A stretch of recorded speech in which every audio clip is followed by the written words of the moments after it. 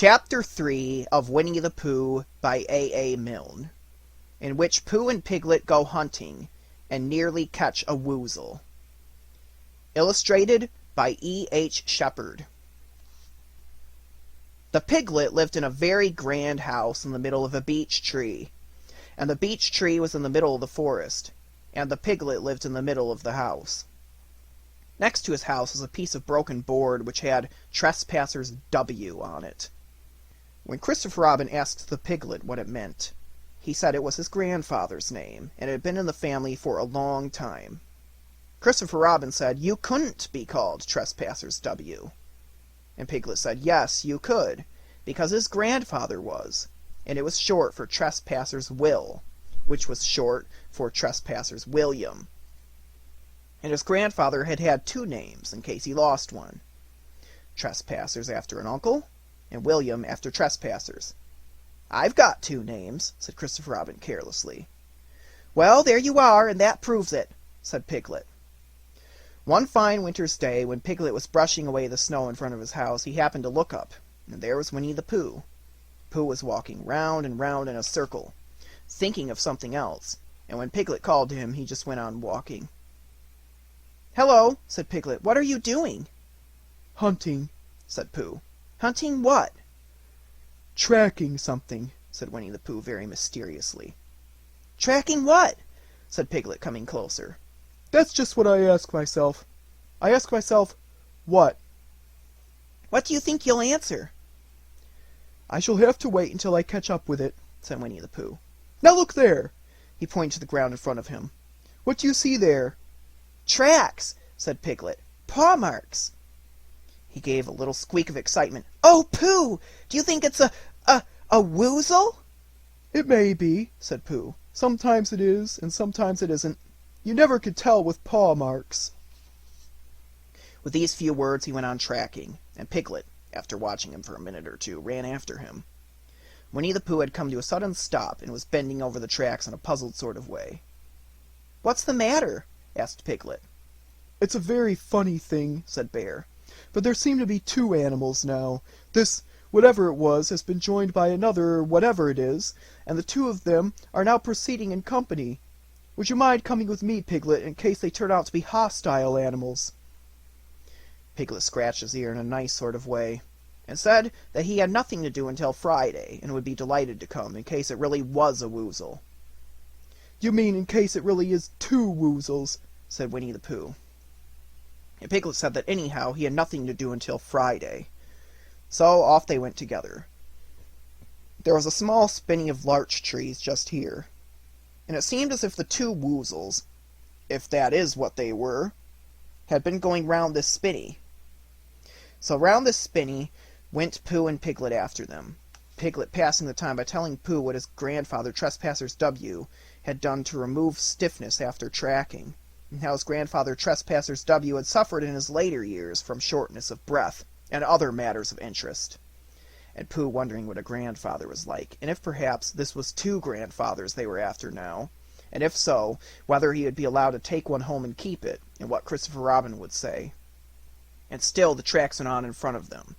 Suddenly Winnie-the-Pooh stopped and pointed excitedly in front of him. "Look!"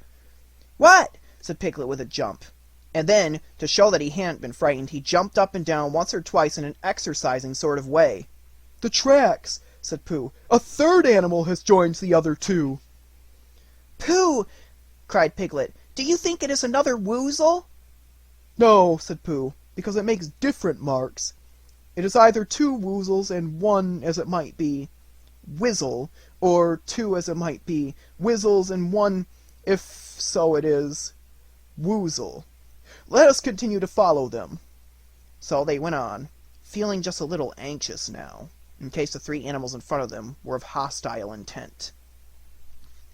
And Piglet wished very much that his grandfather T.W. were there instead of elsewhere, and Pooh thought how nice it would be if they met Christopher Robin suddenly and quite accidentally, and only because he liked Christopher Robin so much. And then, all of a sudden, Winnie-the-Pooh stopped again and licked the tip of his nose in a cooling manner, for he was feeling more hot and anxious than ever in his life before. There were 4 animals in front of them. Do you see, Piglet? Look at their tracks. 3, as it were, woozles, and 1, as it was, Wizzle. Another woozle has joined them. And so it seemed to be. There were the tracks, crossing over each other here, getting muddled up with each other there, but quite plainly, every now and then, the tracks of 4 sets of paws. "I think," said Piglet when he had licked the tip of his nose too, and found that it brought very little comfort, "I think that I have just remembered something. I have just remembered something that I forgot to do yesterday, and shan't be able to do tomorrow. So I suppose I really ought to go back and do it now." "We'll do it this afternoon, and I'll come with you," said Pooh. "It isn't the sort of thing you can do in the afternoon," said Piglet quickly. "It's a very particular morning thing that has to be done in the morning, and, if possible, between the hours of— what would you say the time was?" "About 12, said Winnie-the-Pooh, looking at the sun. "Between, as I was saying, the hours of 12 and 12:05. So really, dear old Pooh, if you'll excuse me— what's that?" Pooh looked up at the sky, and then, as he heard the whistle again, he looked up into the branches of a big oak tree, and then he saw a friend of his. "It's Christopher Robin," he said. "Ah, then you'll be all right," said Piglet. "You'll be quite safe with him. Goodbye." And he trotted off home as quickly as he could, very glad to be out of all danger again. Christopher Robin came slowly down his tree. "Silly old bear," he said. "What were you doing? First you went round the spinney twice by yourself, and then Piglet ran after you, and you went around again together, and then you were just going round a 4th time—" "Wait a minute," said Winnie-the-Pooh, holding up his paw. He sat down and thought, in the most thoughtful way he could think. Then he fitted his paw into one of the tracks, and then he scratched his nose twice and stood up. "Yes," said Winnie-the-Pooh. "I see now," said Winnie-the-Pooh. "I have been foolish and deluded," said he, "and I am a bear of no brain at all." "You're the best bear in all the world," said Christopher Robin soothingly. "Am I?" said Pooh hopefully, and then he brightened up suddenly. "Anyhow," he said, "it is nearly luncheon time." So he went home for it.